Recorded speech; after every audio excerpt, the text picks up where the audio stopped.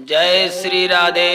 दोस्तों, इस कहानी के माध्यम से हम ये समझेंगे कि संसार में स्त्रियां कितने प्रकार की होती हैं और ये स्त्रियां अपने अपने अनुसार क्या क्या करती हैं। तो उनके कर्मों और लक्षणों के द्वारा मुझे ये ज्ञात हो जाता है कि स्त्रियां कितने प्रकार की होती हैं।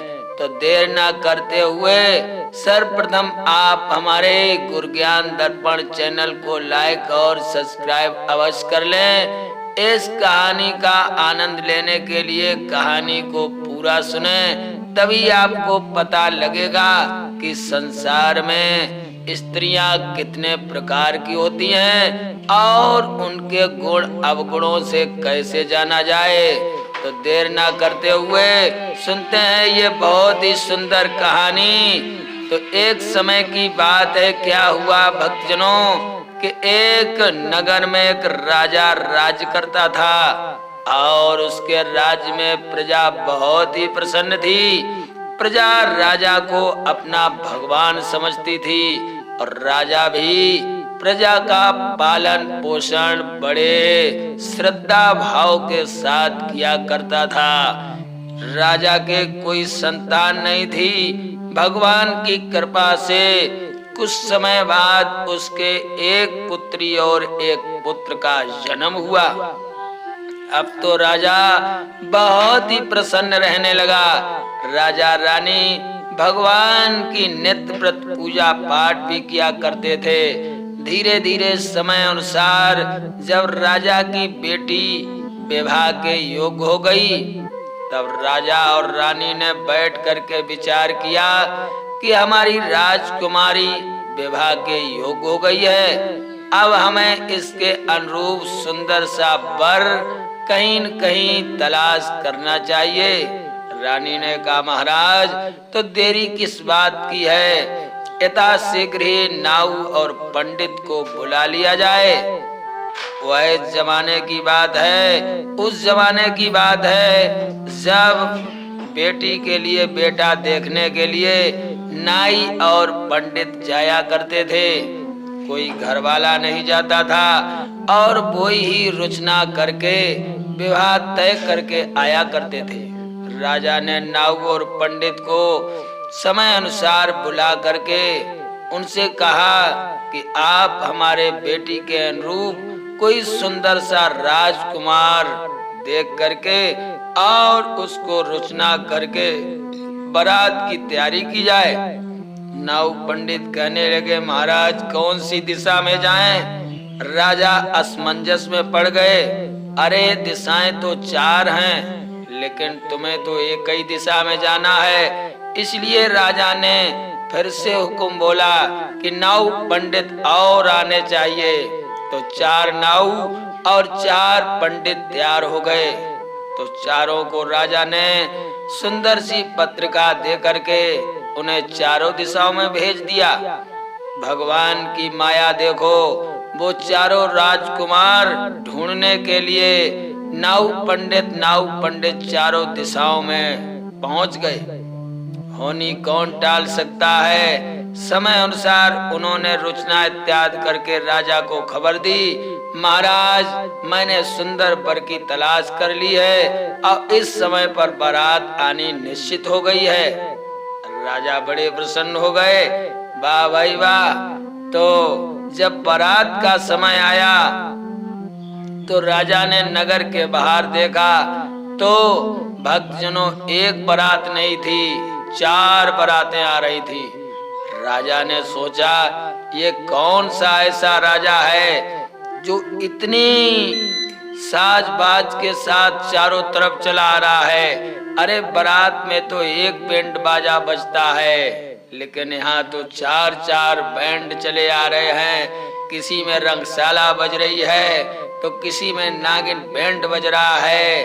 तो राजा ने सोचा ये क्या बात है, हमें चलकर देखना चाहिए।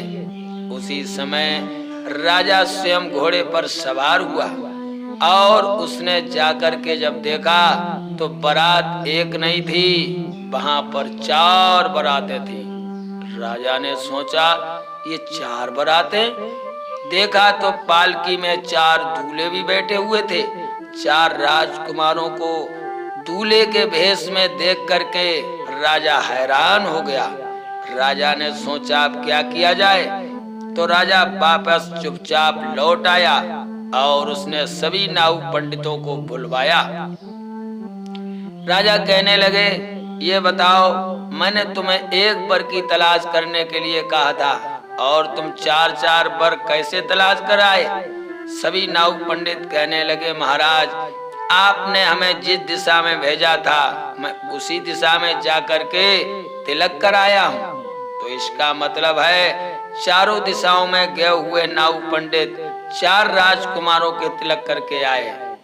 कहने लगे, हाँ महाराज, मुझे क्या मालूम था कि आपको मिला नहीं कोई वर, मैंने भी तिलक कर दिया। राजा ने सोचा अब होनी को कौन टाल सकता है, होनहार तो हो चुका है। अगर मैं एक बारात घर में लाता हूँ और 3 बारातियों को लौटाता हूँ तो ये राज समाज है, यहाँ पर युद्ध होगा और चारों तरफ खून खराबा होगा, क्योंकि हमारी बेटी का विवाह तो एक ही राजकुमार से हो सकता है। 3 तो वैसे ही लौटना पड़ेगा, 3 को कुंवारा ही लौटना पड़ेगा। अब मैं क्या करूं? राजा बड़ी चिंता में आ गए। राजा ने रानी के पास जाकर के पूछा, रानी मैं बहुत चिंतित हूँ। रानी ने राजा के मुखारबिंद को देखा तो रानी कहने लगी, महाराज क्या कारण है? बारात तो आ गई है और कोई व्यवस्था में कमी भी नहीं है, फिर आप क्यों परेशान हो? राजा कहने लगे, महारानी अगर बारात एक आती तो मुझे कोई परेशानी नहीं होती। रानी कहने लगी, मतलब राजकुमार अच्छा नहीं है क्या? बेटी के योग्य नहीं है क्या? राजा कहने लगे, नहीं नहीं, एक राजकुमार नहीं, राजकुमार तो 4 दूल्हा बनकर आए हैं। आप चिंता की बात यह है कि चारों राजकुमार बहुत ही सुंदर हैं, लेकिन बेटी हमारे पास एक है। मैं एक के साथ ही विवाह कर सकता हूँ। अगर 3 बारातियों को लौटारूंगा तो यहाँ पर संग्राम होगा, युद्ध होगा। तो बताओ खून खराबे से कैसे बचा जाए? रानी कहने लगी, महाराज ये तो बड़ी चिंता की बात है, अब क्या किया जाए? रानी ने कहा, आप अपने गुरुदेव के पास जाएं, क्योंकि भगवान के बाद गुरुदेव ही दूसरा रास्ता दिखाते हैं। गुरुदेव की शरण में जाओ, वो आपको कोई न कोई मार्ग अवश्य बतलाएंगे। इतना सुनकर राजा वहां से चल दिया और अपने गुरुदेव जी के पास पहुंच गया।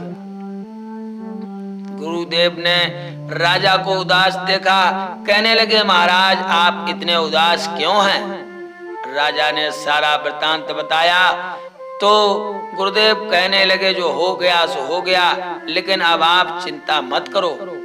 बोले क्यों? गुरुदेव कहने लगे, इसका हल मैं अवश्य निकालूंगा। राजा कहने लगे, गुरुदेव तो हल निकालना है तो शीघ्रता कीजिए, क्योंकि बारातें दोनों धुरे पे आ चुकी हैं, अब मैं क्या करूं? राजा ने जब ऐसा कहा तो गुरुदेव कहने लगे, कोई बात नहीं है, चारों बारातियों को भोजन इत्यादि कराओ और उन्हें बड़े भाव भक्ति के साथ ठहराओ।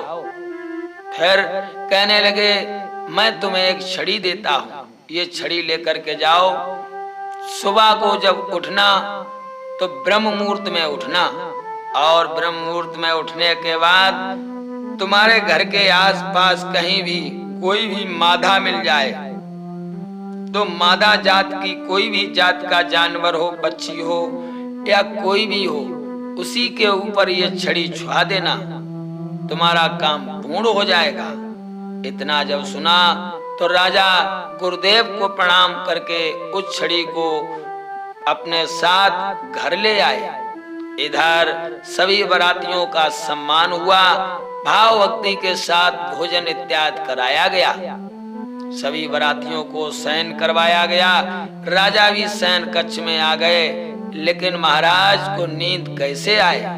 वहां तो बहुत ही समस्या जटिल थी। राजा रात भर करवटें बदलते रहे। ब्रह्म मुहूर्त में राजा अपने पलंग से उठे और गुरुदेव की उस छड़ी को लेकर के जैसे बाहर निकले तो विवाह का घर था, तो घर में एक बिल्ली इधर उधर घूम रही थी।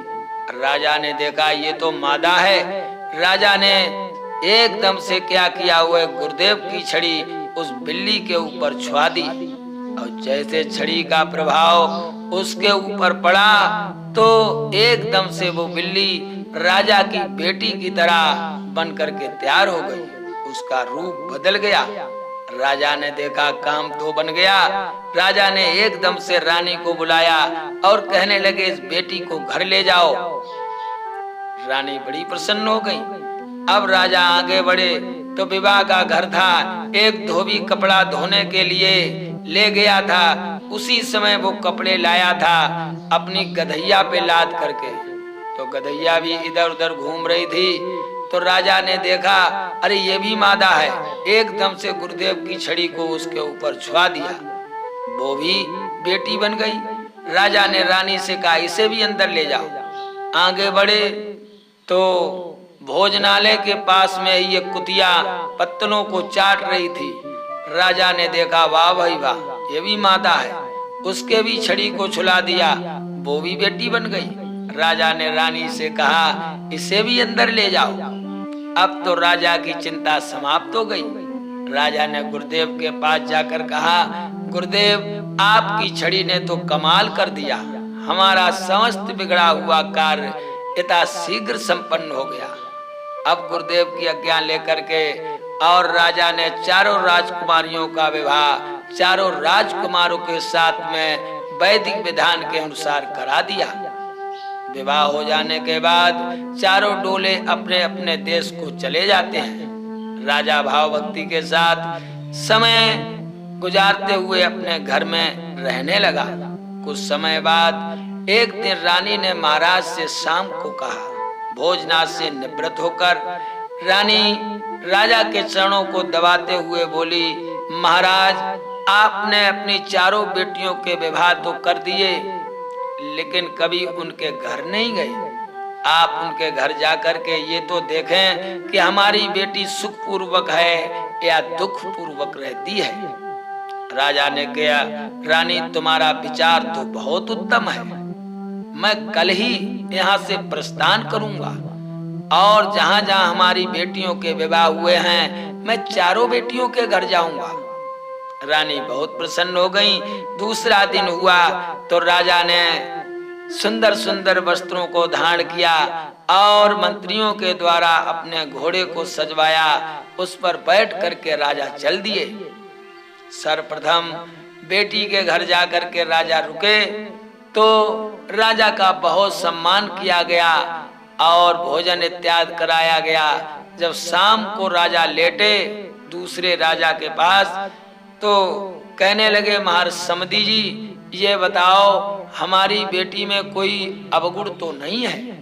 अगर हमारी बेटी में कोई अवगुण हो तो आप मुझे बताने की कृपा करें। मैं चेष्टा करूंगा कि मैं अपनी बेटी को समझा करके और उसमें सद्गुण का आवास दिलाऊं। समधी कहने लगे नहीं नहीं महाराज आपकी बेटी में कोई कमी नहीं है। अरे नहीं नहीं बताओ तो कोई कमी हो। बोले कमी तो कोई नहीं है, बोलने में और बात करने में चलने में बहुत सुंदर है लेकिन एक कमी है। बोले क्या कमी है वही बताओ मैं अपनी बेटी को समझा दूंगा। हर पिता अपनी बेटी को समझाने का प्रयत्न करता है। कहने लगे महाराज आपकी बेटी में कोई कमी नहीं है, एक कमी है। बोले वो क्या? कहने लगी कि बोलने में तो बड़ी सुंदर है लेकिन इसमें एक कमी है, वो ये है कि कितना भी सुंदर भोजन कराओ राजमहल में किसी बात की कमी नहीं है लेकिन फिर भी चोरे छुपे वह दूध मलाई अवश्य खा लेती है। चोरी करके खाना इसका ये रोज का काम है। राजा के मन में विचार आया ये हमारी बेटी नहीं है, ये बिल्ली है, क्योंकि बिल्ली का काम होता है चोरे छुपे करके कुछ न कुछ खाना। तो ये बेटी जरूर बन गई है, नारी जाति में अवश्य आ गई है, लेकिन इसके बिल्ली वाला स्वभाव अभी तक नहीं गया। राजा ने कहा मैं समझा दूंगा। इतना कहकर राजा ने बेटी को समझा बुझा करके वहां से चल दिया और जाकर के दूसरी बेटी के यहाँ पहुंच गए। वहां भी भोजन किया, खाया पिया, शाम को लेटे। कहने लगे समधी ये बताओ हमारी बेटी में कोई कमी तो नहीं है, कोई कमी हो तो बताओ, मैं उसे समझा दूंगा। समधी कहने लगे कमी तो कोई नहीं है, लेकिन एक कमी है। बोले क्या? कहने लगे एक कमी यह है कि राजमहलों में वस्त्रों इत्यादि की कमी नहीं है, लेकिन काम करने में आपकी बेटी बहुत निपुण है, लेकिन कमी यह है कि ये कितना भी कपड़ा सुंदर पहने हो, काम करेगी, काम करते करते ये नहीं सोचेगी कि पलंग पर जाकर लेटें, जहां जी चाहता वहीं लौट जाती है। राजा ने विचार किया ये गधैया है, मैंने छड़ी छुलाकर बेटी जरूर बना लिया, लेकिन इसकी पुरानी आदत नहीं गई है, तभी ये लोट लगा जाती है। तो आज भी बहुत सी स्त्रियां होती हैं जो उन्हें कितना भी सुंदर वस्त्र पहनाओ, कितना भी अच्छा आभूषण पहनाओ, लेकिन वो उसे कीचड़ से बचा नहीं पाती, जहां चाहती हैं वहीं लोट लगा जाती हैं। राजा ने कहा मैं समझा देंगे। इतना कहकर राजा अब तीसरी बेटी के यहाँ पहुंच गए। जब तीसरी बेटी के यहाँ पहुंचे, वहां भी इन्होंने पूछा समधी हमारी बेटी में कोई कमी तो नहीं है? कहने लगे आपकी बेटी में कमी तो कोई नहीं है, लेकिन एक कमी है। बोले क्या? कहने लगे काम धंधे करने में बहुत सुंदर है, लेकिन कमी यह है कि भाषा में इसके मिठापन नहीं है। जब भी बोलती है तो खौ करके बोलती है। राजा समझ गए ये कुतिया है, मैंने छड़ी छुलाकर बेटी तो बना लिया, लेकिन इसकी पुरानी आदत नहीं गई।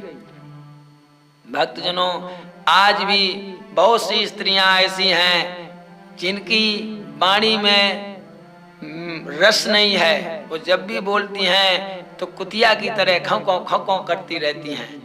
तो राजा समझ गए कि ये कुतिया है, मैं इसे समझाऊंगा। इतना कहकर अब राजा चौथी बेटी के घर पहुंचे। वहां भी खा पी कर आराम करने लगे और समधी से पूछा ये बताओ समधी जी हमारी बेटी में कोई कमी तो नहीं है? समधी कहने लगे महाराज आपकी बेटी में कोई कमी नहीं है, कोई अवगुण है ही नहीं जिसे मैं बताऊं। राजा समझ गए यही मेरी बेटी है। भक्तजनों, अब राजा अपनी बेटियों से मिलकर के घर आते हैं तो रानी ने हाल पूछा। राजा कहने लगे रानी साहिबा बेटियां तो बड़े सुंदर घरों में हैं, किसी बात की कमी नहीं है, लेकिन वो नारी तो बन गई, अपनी जात पर नहीं सुधर पाई। रानी बोली मतलब? कहने लगी एक बिल्ली जो बेटी थी तो इतना स्वभाव सुंदर होने के कारण भी वो अब भी चोरी करती है। राजा कहने लगे रानी साहिबा इस संसार में बहुत सी स्त्रियां ऐसी हैं, कितने भी भरे पूरे घर में रहें लेकिन चोरी करने का काम बंद नहीं करती हैं। उन्हें कितना भी धन दिया जाए लेकिन फिर भी चुरा छिपा करके अवश्य रखती हैं। बोले दूसरी, भले दूसरी कितना भी सुंदर आभूषण पहनाओ, इस प्रकार की स्त्रियां कभी अपने वस्त्रों को, अपनी देह को सुंदर नहीं रख सकती। भला भगवान ने उन्हें रूप कितना भी सुंदर दिया हो, लेकिन वे अपने रूप को सुंदर नहीं रख सकती, क्योंकि वो गधैया की तरह चारों तरफ लेटती रहती हैं। दूसरी, तीसरी प्रकार की ऐसी स्त्रियां हैं, उनसे कितना भी सुंदर बोलो, लेकिन कुतिया की तरह खौं पूरे दिन भर डाले रहती हैं। चाहे बच्चा हो, चाहे बूढ़ा हो, चाहे नौजवान हो, चाहे अपना पति हो, कभी सुंदर भाषा में बात ही नहीं करती। चौथी, बोले चौथी प्रकार की स्त्रियां वो हैं इनमें कोई अवगुण नहीं होता है, और ये स्त्रियां अपने पति को बहुत ही प्यारी होती हैं और अपने सास ससुर की सेवा करती हैं। सेवा करने के बाद वो परमात्मा के धाम को अवश्य जाती हैं। तो भक्तजनों, ऐसा राजा ने रानी को समझाया और हमें लगता है कि आप भी कथा सुनकर के इन बातों को समझ गए होंगे। तो अब कथा विश्राम लेती है। जय श्री राधे, जय श्री सीताराम।